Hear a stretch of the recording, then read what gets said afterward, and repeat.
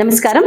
Telugu Ganga news కు స్వాగతం. క్రైస్తవ సోదరి సోదరులకు ముఖ్యమైన రోజులలో ప్రధానమైనది గుడ్ ఫ్రైడే ఒకటి. యేసు క్రీస్తును సిలువ చేసిన రోజు ఈ రోజే కాబట్టి ఆయన్ని నిష్ఠతో ఆరాధిస్తూ పుణ్య ఫలాలు అనుగ్రహిస్తాడని భక్తుల విశ్వాసం. ఎంతో పవిత్రమైన శుభకరమైన ఈ శుక్రవారం నాడు ఉపవాస దీక్షలు ప్రార్థనలు చేయడం ఆనవాయితీగా వస్తుంది. యేసుక్రీస్తు సిలువలో మానవాళి కోసం మరణించడాన్ని గుర్తు చేసుకునే రోజు గుడ్ ఫ్రైడే. ఆయన మరణించే 3వ రోజు ఆదివారం నాడు మరణాన్ని గెలిచి క్రీస్తు తిరిగి పునరుద్ధానుడై క్రైస్తవ సోదర సోదరీమణుల ఈస్టర్ పర్వదినాన్ని సంతోషంతో ఘనంగా జరుపుకుంటారు. ఏ నేరము చేయకపోయినా క్రీస్తు ప్రభువును సిలువపై ఎందుకు వేలాడదీశారు? 2000 సంవత్సరాల క్రితం జరిగింది చారిత్రాత్మక సంఘటన. అవి రోమను చక్రవర్తి సీజరు పాలిస్తున్న రోజులు. యూదయ దేశాధినేత పొంతి పిలాతు దగ్గర యేసుక్రీస్తును తీసుకొచ్చారు. కొందరు ఛాందసవాదులు, పండితులు, చక్రవర్తికి అనుకూలురు అయిన వారు ఆయన మీద అనవసరమైన నేరారోపణ చేశారు. అంధ విశ్వాసాలను, గుడ్డి నమ్మకాలను వ్యతిరేకించిన క్రీస్తు తెగువను జీర్ణించుకోలేకపోయారు. కుష్ఠ రోగులను, మరణించిన వారిని తిరిగి సజీవులుగా చేస్తూ గుడ్డివారిని ఇంకా అనేక మందిని రోగస్తుల్ని తన మహిమలతో ఆరోగ్యవంతులు చేస్తున్న ఆయన చూసి అసూయపడ్డారు. తన ప్రేమ కరుణలతో ప్రజలకు చేరువవుతున్న యేసుక్రీస్తు తమకు పోటీగా వస్తాడని భయపడ్డారు. ఆయన సిలువ వేయమంటూ పొంతి పిలాతుపై ఒత్తిడి తెచ్చారు. పొంతి పిలాతుకు యేసు చేసిన నేరం ఏమీ కనపడలేదు. ఆయన నిరపరాధి అని గ్రహించాడు. అవి పస్కా పండుగ రోజులు. ఆ పండుగ సందర్భంగా ఒక నేరస్తుడిని విడుదల చేసే అధికారం దేశాధినేత అయిన పొంతి పిలాతుకు ఉంది. యేసుక్రీస్తుని విడిపించాలని ఆయన ప్రయత్నం ఫలించలేదు. ఒక నిరపరాధికి శిక్ష వేసినందుకు బాధపడుతూ ఆయన నీరు నిన్న పాత్రలో తన చేతుల్ని శుభ్రపరచుకున్నాడు. పాపరహితుడు,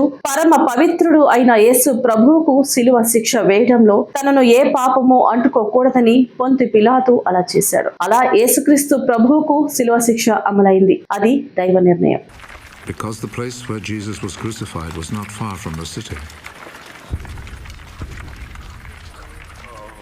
The notice was written in Hebrew, Latin, and Greek.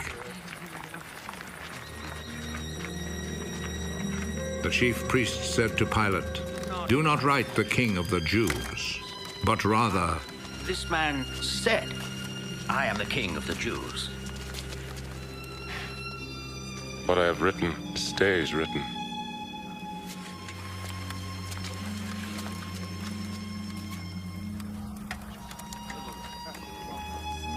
After the soldiers had crucified Jesus, they took his clothes and divided them into 4 parts, 1 part for each soldier.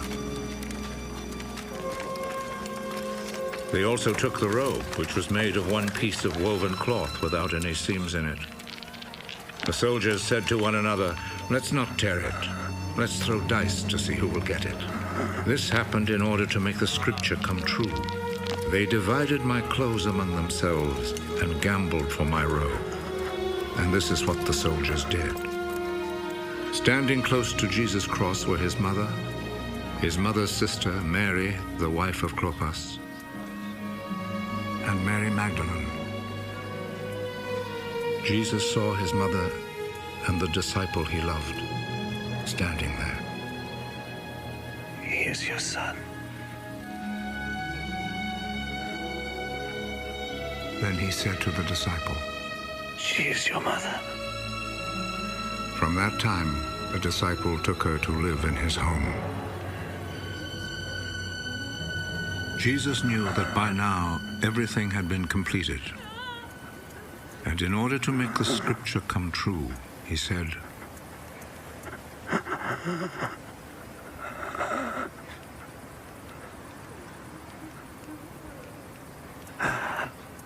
I am thirsty. A bowl was there, full of cheap wine. So a sponge was soaked in the wine, put on a stalk of hyssop, and lifted up to his lips.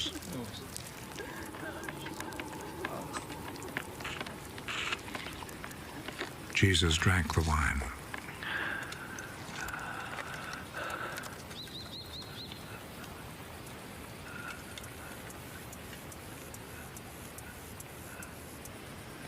It is finished.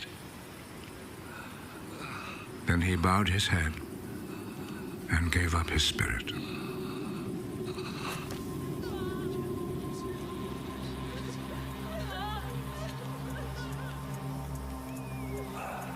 Then the Jewish authorities asked Pilate to allow them to break the legs of the men who had been crucified and to take the bodies down from the crosses.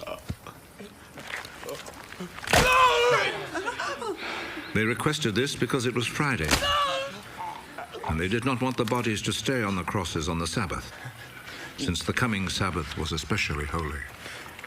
So the soldiers went and broke the legs of the first man and then of the other man who had been crucified with Jesus. But when they came to Jesus, they saw that he was already dead, so they did not break his legs. One of the soldiers, however, plunged his spear into Jesus' side.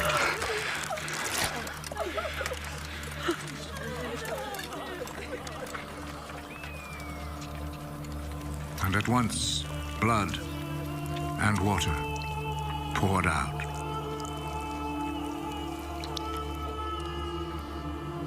The one who saw this happen has spoken of it, so that you may also believe.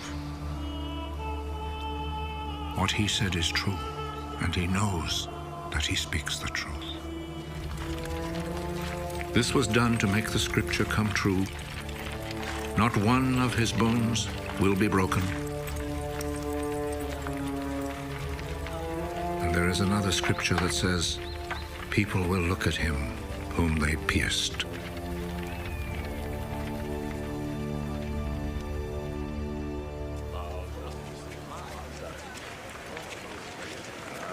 After this, Joseph, who was from the town of Arimathea, asked Pilate if he could take Jesus' body. Joseph was a follower of Jesus, but in secret because he was afraid of the Jewish authorities. Pilate told him he could have the body, so Joseph went and took it away.